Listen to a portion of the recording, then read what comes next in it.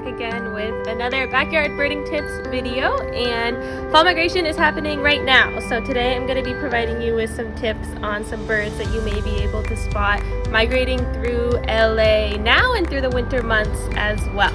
So I hope you enjoy. First, we'll look at one of our favorite and one of the most common migrants that you can spot during fall migration, the yellow rumped warbler.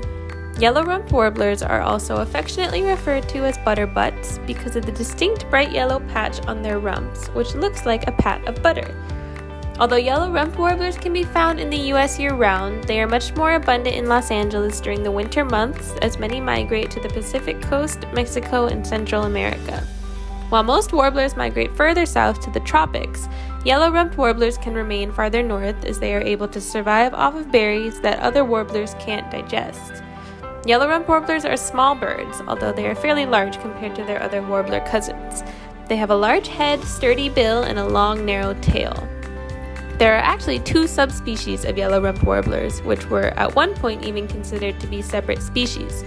There's the Audubon's yellow rumped warbler and the Myrtle yellow rumped warbler.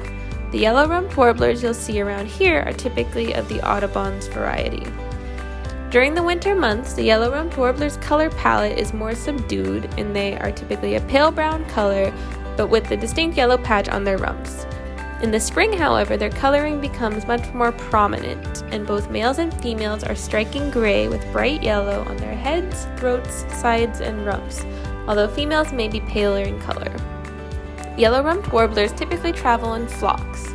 They are active birds that can be usually found foraging in tree canopies, catching insects in flight, or eating berries from shrubs. Next, we'll look at the white-crowned sparrow, another bird that can be found here in large numbers during fall migration. Many may be coming down from Alaska and Arctic Canada, where they breed. White-crowned sparrows are a larger sparrow with a short, pale-colored beak and a long tail. Their chests are a light gray color, while their sides are typically a lighter brown. Adults have bold black and white striping on their head. Note that the striping on juveniles is brown and white instead of black. The combo of the light-colored beak, bold head stripes, and gray-colored chest help distinguish the white-crowned sparrow from other sparrows. White-crowned sparrows can typically be found in flocks, hopping on the ground, or perched on low branches. They're often found in habitat that has a mix of brush and open ground for foraging. Finally, we'll look at the hermit thrush, which is another species that can be found in LA during fall migration and into the winter. In fact, it's the only brown-backed thrush that winters in North America. They are short-distance migrants that typically spend the winter in the southern part of the US through Mexico to Guatemala. Hermit thrushes are fairly small birds with a chunky shape, similar to an American robin, but smaller.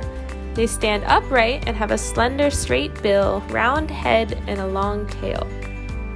Hermit thrushes are brown with a reddish tail. Their underparts are pale colored with distinct dark spots. These spots are clear and defined on their throats, but become more smudged towards their lower breast. Hermit thrush typically perch low to the ground on logs and shrubs, and they can often be found scraping leaf litter and foraging. They have a beautiful, clear, melancholy song. Listen to it here.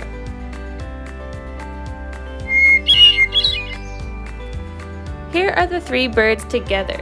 Can you identify which is the yellow rumped warbler, which is the hermit thrush, and which is the white-crowned sparrow? Remember to keep your eye out for these birds throughout the winter months. Okay, thank you all so much for watching. I hope that this video was helpful. Please, as always, let us know if you have any questions at all, and happy backyard birding.